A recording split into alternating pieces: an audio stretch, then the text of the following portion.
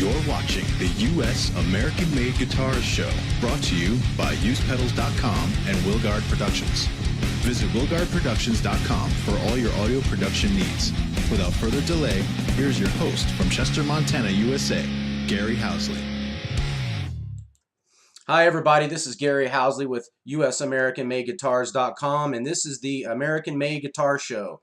And I have a special guest with me today. I've got Frank Williams out of Austin, Texas. How you doing today, Frank? Doing good, Gary. How you doing?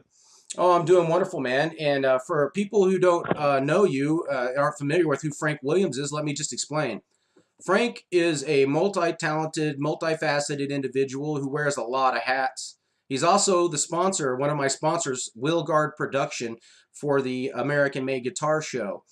And you've been doing music and music production for a long time. Matter of fact, you got started kind of at an early age with music. And let's just kind of start with a little bit about your life, Frank. Where are you from? I'm originally from New York, from a town called Milan. It's just a blink of a country town in upstate New York. Milan? Yep. Milan, yeah. It sounds like a farming community or something. What kind of community is that? Yeah, there's plenty of farms out there. A lot of the country's produce and meat come from that area, Dutchess County. Right. So, you're from the New York area, and man, that's a big change. New York, Austin, Texas. Oh yeah, night and day. I grew up surrounded by woods and mountains. Now I'm in Austin City. Well, you're from New York, and your New York experience is kind of fascinating to me. I mean, did you grow up in New York City, or no, you grew up in Milan, but I mean, did you kind of cut your teeth in New York City musically? Actually, no. Milan's probably an hour and 45 minutes north of Manhattan. And to be honest, I never really visited the city that often. The bands that I was in and even the recording studios that I worked at, they were all upstate. So most of my music experience was all up there.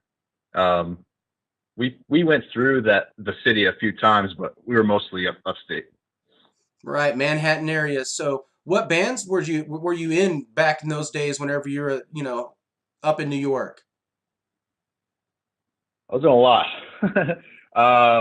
But the main ones, I was in a metalcore group called Ruin, and we ended up touring the East Coast, and another alternative metal heavy rock band, which I'm currently still in, called Beneath the Fallen.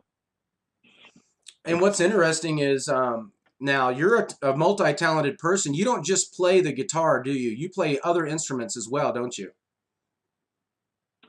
Yeah, I do. I originally started as a drummer. I mean, I've been a drummer since I was around 8 years old, and then eventually learned guitar, I think maybe around 13-ish years old. And then it kind of just stemmed off from there. It really happened because of all the bands that I was in. There'd be lineup changes, or we'd be missing members, or all of that drama that comes with being in groups. So out of frustration, I learned other instruments, and then that's when the production side of my life started too, because I couldn't do everything myself. So I had to learn how to record and multi-track. Yeah, that's part of the process of learning whenever you're starting out. You learn your instrument, and then you try to go from there. And if you're really interested in the business, there's a lot more to learn, and that seems to be what you gravitated towards. You did a lot of the band stuff growing up, and you cut your teeth in a pretty tough part of the country, and then you got into more audio production and music production. How did you get into that? Mm-hmm. Well, I mean, out of necessity, I guess. So when my earlier bands were in the mood to play out and play venues and stuff, we didn't have any demos. We didn't have anything. And, cell phone recording wasn't even a thing. You know what I mean? So all we really had was like this little Casio boombox with a dual cassette that we would record on, and that sounded like trash, you know. So eventually, I ended up getting a 4-track recorder by Tascam, very similar to the one that the Beatles used, and just kind of that was my introduction to the recording world, was learning that you can track one instrument at a time, and you know, do take after take, and you know, roll the tape and EQ and all, and like that whole other side of everything that I didn't even know about. You know, I thought I was just a drummer or just a guitar player. Didn't know I had to get into all that, you know. Yeah, so you got into it, and what was your first, you know, kind of like experience in the recording studio? So when I was younger, I was in a band with my uncle. He played guitar, I played drums. We were called Dying Inside. It was like a hardcore group. And that was the first time I was in a recording studio. I can't remember the name of it. It was in Westchester County. And that was my first experience inside a studio. And I was nervous as hell. And the guy he was cool. He had this like loft control room, and he'd like look down at you into the live room. And that's when I kind of got a hint of how this stuff works. And then eventually later in my life, I got the opportunity to work at Alair Studios, which is near Woodstock, New York. It's in near the Ashokan Reservoir over there in Ashokan, New York. And it's a multi-million-dollar facility. I got the opportunity to intern there for a while, and I was stubborn and didn't leave because I was just absolutely obsessed with all of it. Got to meet a lot of, you know, famous artists, and the whole experience was just outstanding, you know, and it just, my obsession just grew and grew and grew just from that place. Really, you got to meet some pretty cool people, huh? Could you name somebody? Yeah. So I got to meet Neil Peart of Rush. Ooh, Neil Peart. My goodness, man. Yeah. I'm a big fan of Neil Peart. Wow. Who isn't, right? Yeah.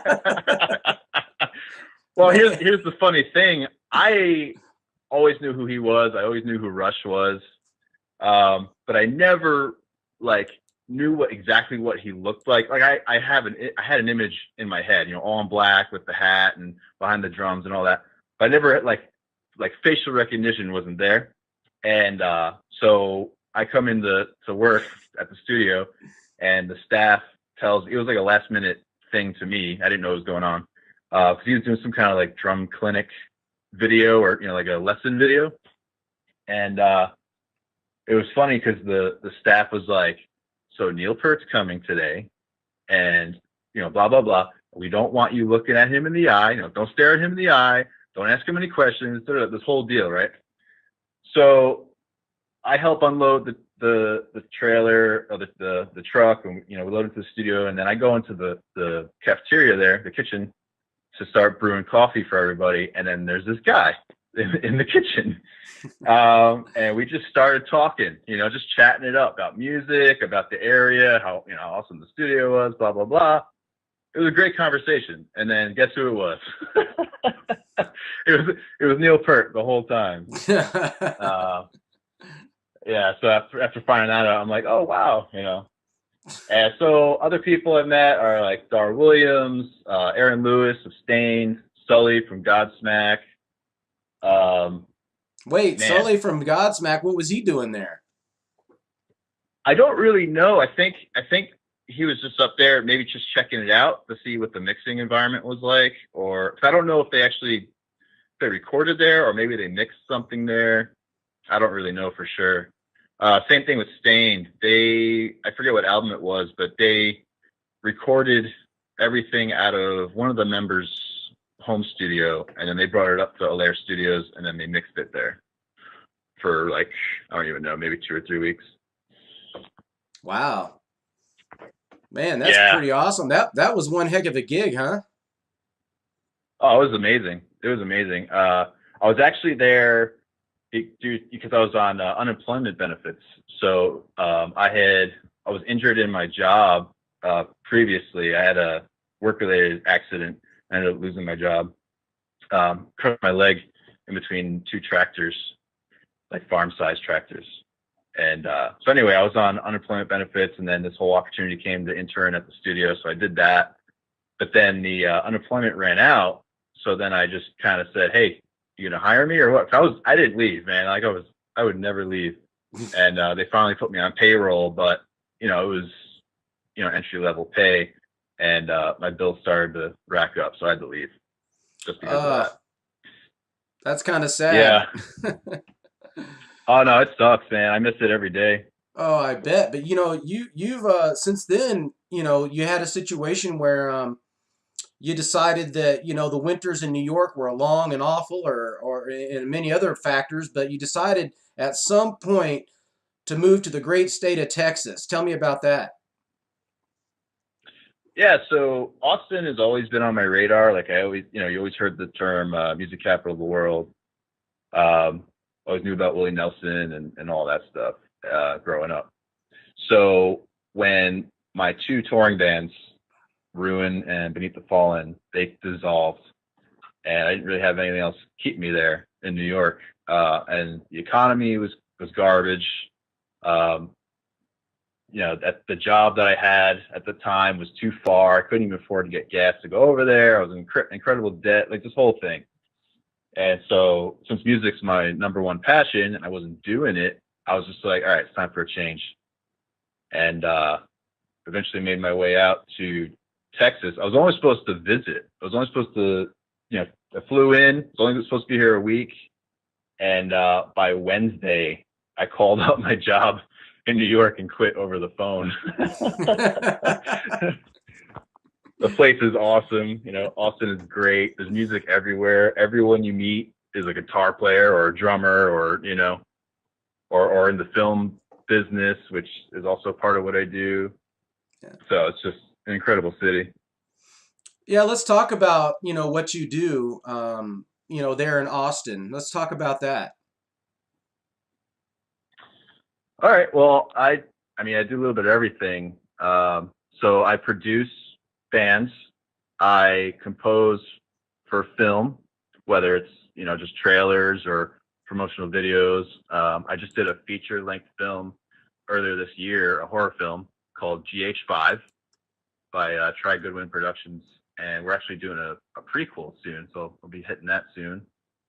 And yeah, I'll engineer at certain studios around here and record bands either as a mixing engineer, or I can mix and master at my home studio, and pretty much just involved in everything. I also have that band Beneath the Fallen. We resurrected it. We included a female singer. So we're pushing that. So we're kind of involved in a little bit of everything. Yeah, speaking of that, there's a little bit of music that I've got of some music that you worked on. I just want to play so people can get a feel. Yeah, sure.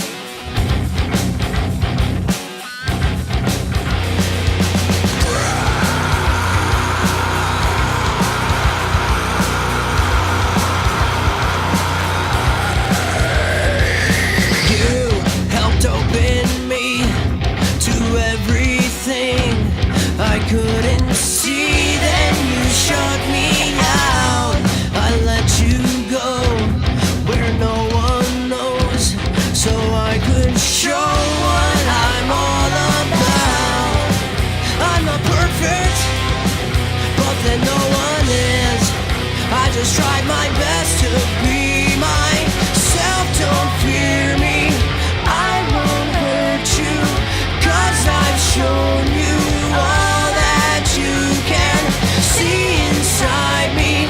Stand beside me, not behind me. I won't let you go.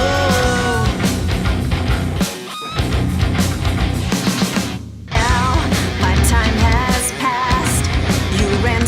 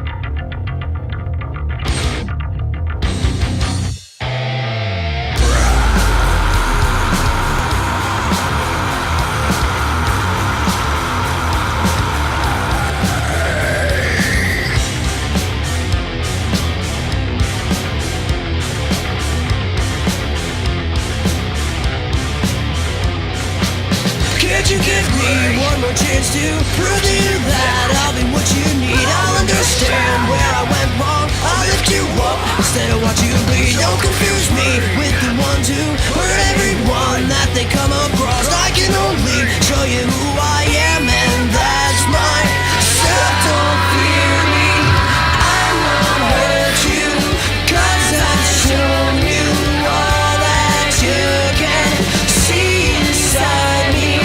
Stand beside me, not behind me. I won't let you go.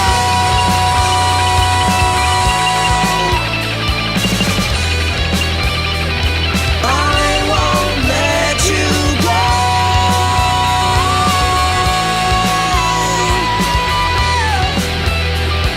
I won't let you go.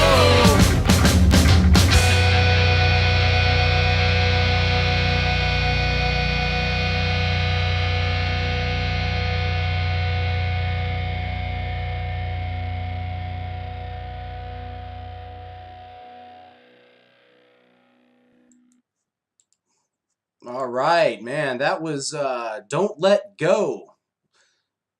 Who put that together, Frank? You and who? So the songwriter is Justin Williams. He's no relation. He's a brother from another mother. But yeah, him and I kind of co-founded Beneath the Fallen, back in, I want to say 2005, 2006-ish. I so dig it. I mean, I love the music, Oh, and thank you. it's also an opportunity for me to let people know that that's one of the reasons that I'm working with Frank, is that he's helping me with music for background, for for my videos, and audio, just different things like the intro and outro videos for my show. And so he's been a very good sponsor, and I really appreciate Frank and all that he's done for me. But back to what you've got going on right now. What is it that that you could do for people? Say, I'm going to call you up. I need something done. What all can you do? Because I realize that you're a composer as well. You do film score, and just tell me a little bit about all the different things that you can offer. Honestly, anything audio related, I can handle. I just did some voiceovers for a pilot for some show for the Travel Channel. It was a director, producer out of Maryland, and a voice actor from New York. They needed voiceovers done. They called me up. I had the time open, so they flew out and did it. I could do podcasts, music, intros, outros, and like for you, I did your intro and outro for your live feed. Audiobooks, either I can narrate it or have another actor, do their voice recording. With the software I use to record, it's bundled with this thing called VST Connect. And as long as musicians have an interface and, a microphone, or if they're plugging their guitar in or whatever, I can record them remotely from all over the world. So there's that option too, which I have utilized before, and it works well as long as you have a solid internet connection. Otherwise, it could be troublesome. But yeah, so I could produce music for songwriters if they need music. I can make jingles for promotions, radio stuff, and then obviously composing music for film productions, whether it's shorts or feature-length films. All the above, man. All the above. That's quite a bit of stuff. I mean, that's why I said at the beginning of the show that you wear a lot of hats. Obviously, are you going to get back into the music scene as far as playing in a band or anything like that? Yeah. So Justin Williams of Beneath the Fallen, he still lives in New York, and obviously I'm out in Austin, Texas, and the other singer, Craven, she's also in Austin. So we use the web to get things rolling with the music as far as recording and producing goes. But we actually have a lot of incentive to go and play live shows again. We actually just played one not too long ago, just to kind of, brush the rust off, and it went awesome. So first show back, and already had a great response. So yeah, we're definitely have the itch to be playing out a lot more, and we're trying to figure all that stuff out, but it's in the works. Excellent, excellent, man. And what else? Anything else you got going on interesting? Um, I don't even know, man. Like I'm kind of spread thin, you know. I'm all over the place. I got 3 or 4 singer songwriters I'm working with right now. I'm about to do that feature film that we'll start filming that soon.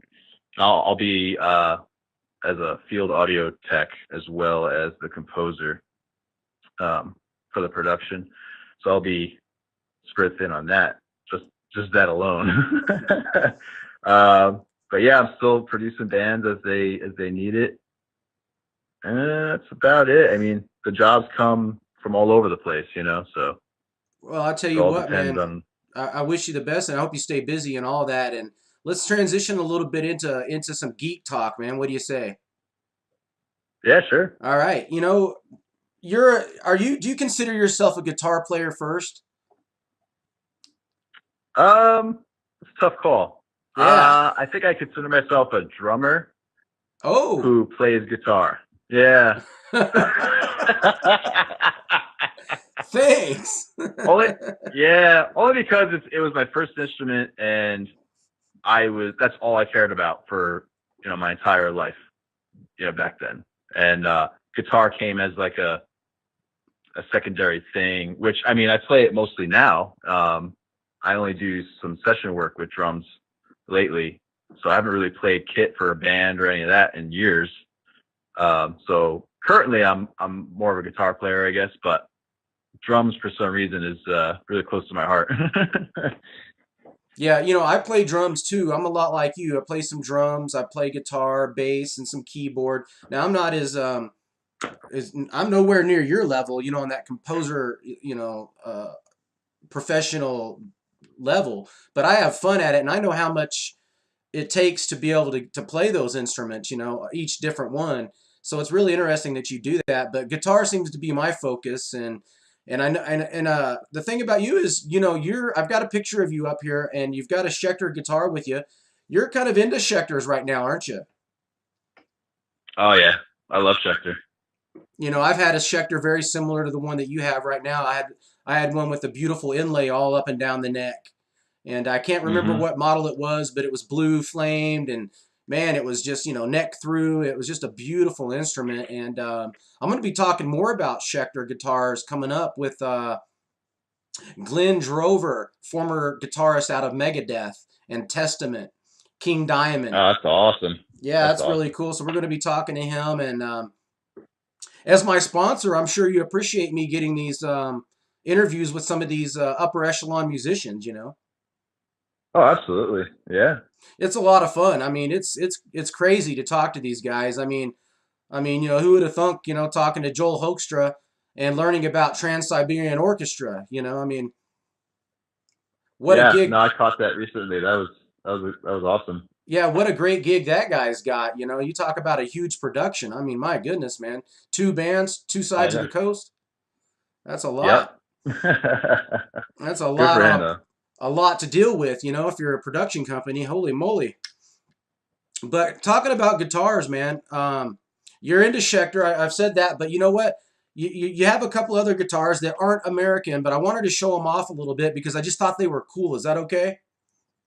Yeah, absolutely. Yeah, I mean, they're not made in America, but they're really cool. I mean, we could talk about Schecter USA guitars all day long, and they're wonderful, awesome guitars, and I usually rarely ever talk about other guitars, but I thought that your imports were so cool that I just got to mention them. They're really cool. So look at this BC Rich, man. It's in a coffin case, got that blood red color to it. What an amazing looking guitar, man. You enjoy that one? Yeah, that one. That was my pride and joy for a while. That was definitely when I was in a lot of metal bands. That was my active choice. It's what do you call it? Speed loader strings, so they're already pre-cut strings. Floyd Rose tremolo bridge, solid body, humbucker pickups. I mean, the thing it fits its name really well. It's a beast. Yeah. But nowadays it kind of just displayed. I don't play it as much. I kind of had an issue with the strings for a while. They weren't selling them anymore. I don't know the whole story behind it, but I feel like China bought them out or something, and they were unavailable for a while. So it just sits in the case now. But it is an awesome guitar. Oh yeah, that's great, man. And then we're looking at now an Epiphone, which looks like an SG. Tell me about that. I love the inlay, man. The crosses kind of reminds me of Black Sabbath or something like that. Yeah, well, it's actually the Tony Iommi signature Sabbath guitar, and it even has the Gibson Iommi pickups built in with the cross inlays. That's a sweet guitar too. Yeah, that's a very sweet guitar, man. I mean, these are import guitars, and I usually don't talk about import guitars, but they were so fantastic, so cool looking. I had to bring them up and show everybody that I don't discriminate. I was in a conversation here a couple of days ago, and I was a guest on a show, and people don't really know me. I was on another show as a guest, and those people really didn't know me that well personally, and some people don't know how to take it whenever I say, U.S. American made guitars are great. I love them. They're wonderful guitars. They're the best guitars to play. Sometimes people take it as I'm saying that they're the best, and that their foreign guitars aren't that good or whatever. But that's not the case. A lot of these foreign guitars are absolutely exceptional, and I love my Japanese Charvel guitar that I have, and so I will talk about imports. Looks like we're back. Yeah, I'm really impressing him right now with all my technical difficulties. I'm sure of that, but thanks for hanging in there with me, Frank, during the big crash. The crash of 2017. Yeah, the big crash of 2017 there. But what we were talking about was we were talking about guitars. We were talking about this guitar right here, which is an import guitar because I liked it so much. It's a Tony Iommi Model SG Epiphone, and it's got the cross inlays. It's really cool looking. I think it's a great guitar. So even though it's not American made, it's still worth mentioning. And I really like Epiphone products in general anyway. But here's also what here's what I also wanted to get at. It's a picture of you playing all these different instruments. It's really cool. I guess you did this with a camera or somehow you did this. I don't know how you did this, but it's an amazing image, but it's just crazy looking. I don't know how you got you to be in there. 1, 2, 3, 4, 5, 6 different images. Yeah, I just used Photoshop and a camera. I mean, basically just put the camera on a tripod and use the timer and sit in different positions and, compile all the pictures together and just erase what you don't need. And then it ends up looking like that. I played cello for a little bit, and it looks like you are properly playing that cello. Do you play cello? Not professionally. Actually only picked it up a few years ago. It's my favorite instrument in the world. So I always wanted one, and good old Craigslist ended up finding one pretty cheap, and kind of just teaching myself. We've got some more things we can talk about. That's for sure, man. Frank, if you could get any American-made guitar that's made in America, what would you get? Would you get a Schecter USA, or what would you get? Yeah, I'd have to stick with Schecter. I mean, it doesn't really matter what model either. I mean, I've played a bunch, and it just fits me, if that makes any sense. I just pick one up, and it's like suddenly like, oh, this is my guitar. So I'll be sticking with Schecter for a while. They've got great sustain. Have you noticed that? Oh yeah. The sustain on those things is massive. Yeah, they are, and they just play really well. I mean, once you set them up, and it just plays smooth, and I think that's what I like the most about it. I actually swapped out the EMGs that came stock with the one I have now, and I threw in some Mick Thompson's EMTY, I forget the model. I think it's like AHB3 or something like that. It's Seymour Duncan's. And they scream, man. And like the low and the high end are so controlled. So paired with, you know, the body of the guitar, everything is just really good sounding. So right now it's my favorite axe. Definitely. So you would stick with Schecter. I don't know. I don't know who I would go with. I'm kind of thinking maybe just a straight up Fender Stratocaster for me. That kind of fits, you know, my style a little bit, just a straight up Fender. But, you know, if I wanted something more hot rod like, you know, a Schecter USA could definitely do the job, man. If I want a hot rod that's got the you know, the powerful Seymour Duncan pickups in it and a trim, Floyd Rose trim, that would be great. Oh yeah. I love Fender too. Actually, I learned on a American Strat. It's just, I think the neck is just too wide, and I'm more accustomed to thinner necks. I think that's all it really is. Yeah, you know, that's the difference. Yeah, that's a big difference in the especially if you want to compare Fender with Schecter on those necks. That's what I ran into too. Whenever I did have a Schecter, you know, I could play so fast on it. It was just like butter, man. I mean, you could play so quickly and accurately on that Schecter neck because it was thin profile, neck through, so you had all that sustain. And I can see why you love it and why Glenn Drover, you know, former guitarist for Megadeth, likes it so much. Yeah, he was with Dean Guitars for a long time. He was with Dean Guitars. Yeah. You ever try out a Dean? Actually, have not. I never got the opportunity to. Oh, you should. I've heard great things though. I mean, a lot of our idols play them. So. But anyway, I've got Frank Williams from Austin, Texas. He's an audio engineer. He's a music producer. He does voiceover. He does commercials. He does film composition, composing. So he's got a lot of different hats that he wears, and he does this down in Austin, Texas, the music capital of the world. And so you can imagine there's a lot of guitar players, a lot of drummers, bass players, keyboardists, singers probably galore. So he's in the mecca for the music industry, and he stayed pretty busy down there. He's from the New York area.